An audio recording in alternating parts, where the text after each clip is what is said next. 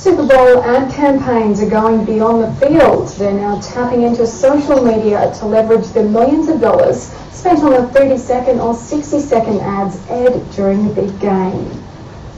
Coca-Cola's polar bears won't be just chilling out watching the Super Bowl on Sunday. They will be on CokePolarBowl.com, ready to interact with fans. Brian Steinberg of Advertising Age. On Facebook during the game, the bears are going to be there commenting on the game and the commercials themselves.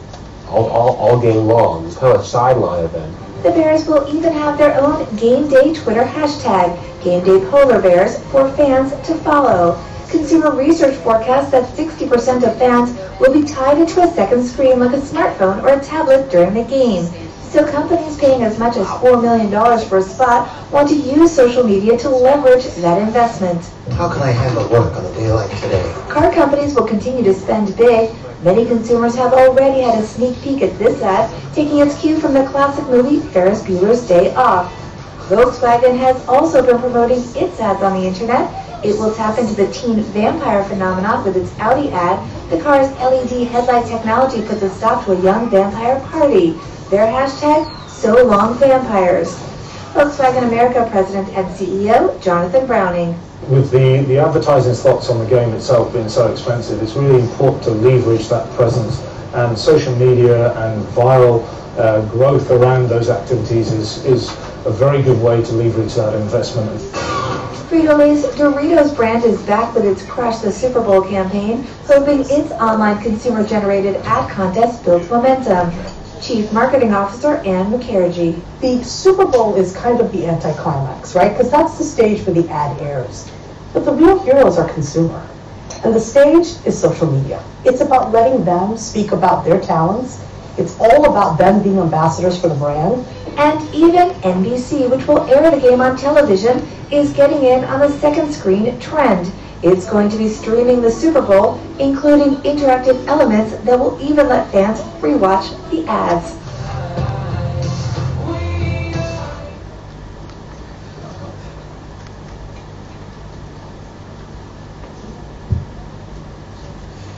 So that's, I guess, an interesting summary and a sense of how some of the big advertisers are playing with social. I think one step beyond that is custom apps. And this is a question I'm going to throw to James, which is beyond simply, I guess, tweeting and sharing. Networks are creating apps that extend the viewing experience. I mean, last week TBS announced an app for its Conan O'Brien show, and basically the app runs while you're watching Conan. It listens to what's being said on the screen, and it changes parts of the application based on what's actually happening in real time. And so there's an investment going in which is designed, I assume, to further bring people into that viewing experience and take advantage of the second screen phenomenon. James, I mean, how do you see these technologies taking off in Asia? I mean, what are the opportunities for advertisers and for companies in Asia to use this type of social app as a way of extending the value of their content? Well, certainly, in Asia, there's no different from anywhere else in the world. These kind of technologies probably have a step up anyway, because a lot of places are a little bit less developed in these things and can leapfrog some of the traditional technologies. So, obviously, an app that enables you to interact directly with a TV program.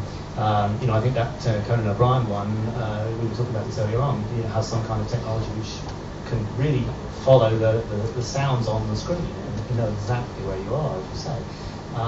So that has a huge power of interactivity, and we're definitely going to see many more of those, on channels that we know and love. Some maybe in Hong Kong, maybe TVB is not as quick as some to develop these kind of things, although they're doing fairly well with TVB.com. If I was listening, I might get in trouble. Of course, they're going to be huge. But this is all about technology. These things are about the developments in technology. And listening to some of the things that we've said tonight, actually, there's not really that much different from really how things were 20 or 30 years ago, if you really think about it. Because what do we really want? We want great content, okay, and we want to integrate messages about our products or whatever we're pushing into those. And that's no different than it was 20 or 30 years ago. What's changed is the technology, is the fantastic different ways that we can now do that, and we can interact individually with people. So, I'm very positive there will be great new apps, and these kind of apps are in a lot of ways more useful than the thousands and millions of random apps that sort of seem to be created every day, which frankly, I don't see any future for, because there's just so many of them. You can't possibly keep your head around them all. But if you're interacting with something through an app with the television that you can be directly reminded about, then that's going to be a success. Thank you. I guess we've got two more questions before we open up to the floor. And Leslie, this one's for you. We've focused on the positive, and we've talked about good things that are going on. What are the negatives? I mean, what is the downside of the socialization of television that we talked about? Well, one thing that concerns me is more in terms of a news perspective, because I guess with all these different social media platforms, it kind of enables any individual to, if they want, to act as a citizen journalist. And we were chatting earlier about how apparently Twitter broke the news of Whitney Houston dying before AP did.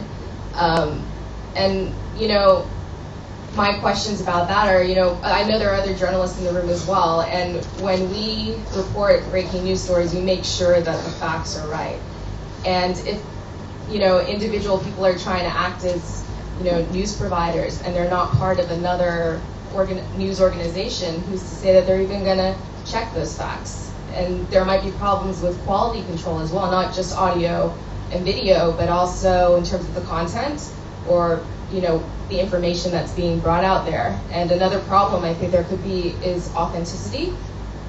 There could be, you know, doctored videos that go out that people are saying, oh, this is real. Or if, say, there's a massive flood somewhere, someone could post up a video and it could have actually been from a year ago. So that kind of concerns me. Yeah, sure. One thing that we haven't touched on here is piracy, and I mean that's definitely one negative of all of this. I mean, piracy is a huge problem, and it's something that we've got to be very, very aware of, and it's something that we've got to try and control as much as we can. Good point. Can I ask a question? Sure. Yeah, I'm sorry, not to attack. But there's so many people. Excuse me. So many people are sharing information on the internet right now. In fact, one of the goals is to share information. I mean, that's how you make it bigger. That's how you make it viral. That's how news gets out and so forth. So I'm not an expert. I don't know anything other about piracy, the specific laws and so forth. So can you maybe give what is the kind of the groundwork on there? Is, I mean, you know, about me, if I wanted to forward an article or a news clipping that I took out of the Huffington Post or something like that, and I put it on my Twitters. I'm not trying to be argumentative. I'm really not. I'm just curious. I'm just curious because it seems like a slippery slope. I'm all for protecting IP rights, absolutely 100%. Okay, and journalistic integrity. But where's the Look, I think it's like anything. When you're crediting somebody else, then you give them a credit. It's as simple as that. You know, if you say, you know, Huffington says blah blah blah, then everybody's very, very happy about that. And that's, you know, the way it's always been done in journalism. You know, I worked for Bloomberg for many years, and, you know, we were forever quoting other sources, particularly at the beginning when we were very small. You know, surprisingly, Bloomberg used to be very small. And we didn't have resources, and so you'd always be quoting other journalists and other newspapers and other sources. And as long as you quote them, it's absolutely fine. You know, I think, you know, the piracy aspect that, you know, Jill touched on, you know, is a very important thing as far as content creation is concerned, because, you know, the reality is that to create great content, it does cost money. And, you know, obviously when things get ripped off or burned to DVD or just shared around the world or downloaded or whatever, that's the problem, is that eventually, you know, great content can't easily be made. Having said that, at the same time, you know, I think our industry, you know, suffers a bit from the fact it does run a little bit on old business models, and, you know, we have to figure out how to make money, you know, when stuff is shared. So it is kind of, it's a two-way thing. We've got to understand piracy on the one hand, but we've also got to figure out, you know, how can we make money. Yeah, I don't have anything to add other than that, you know, reflecting what James said in terms of intellectual property is a valuable commodity. Just to give you an idea, the figures that I've seen on creating 1 hour of drama, we're looking at about $3 million. That's, yeah, $3 million. Is that US? Yes. So to create great content requires great budgets. It's teams of script writers and, you know, working sometimes years on a concept, and then they get it passed and then it gets sold, and then, you know, this is all a value chain, and, you know, the people that create that content deserve to be rewarded for creating. Good point. I think the last question for me, and then we'll throw to the floor, is really one on behalf of the PR people in the room, which is what role, I'm sorry I haven't briefed you on this question, so you have to shoot from the hip, but what role do we have, do you think, on the agency side in particular, in helping shape the future of television? What role can we, as people who are representing brands, for example, help make good content, help make things viral? Because PR, we do try to help. That's sort of part of what we do. At least we'd like to think so. Anybody want to tackle that? I think it's quite simple, actually. I think it's about quirky and interesting and funny. Are the products and stories that you're coming up with quirky and interesting and funny? If they're not, then it's a waste of time. So, you need to find angles with whatever product you're pushing, whatever brand, whatever company, that's going to make the people that you're trying to reach go, wow, that's really interesting. I didn't know that. That's funny. It's just you've got to touch their heartstrings in some way. It's about finding those things. Just don't just put a press release out about nothing. And the same thing goes for making video content. If you just make a video about nothing, it doesn't mean anything. Yeah, I think it's all about knowing your customer. I mean, in the television channel, it's all about knowing your viewer.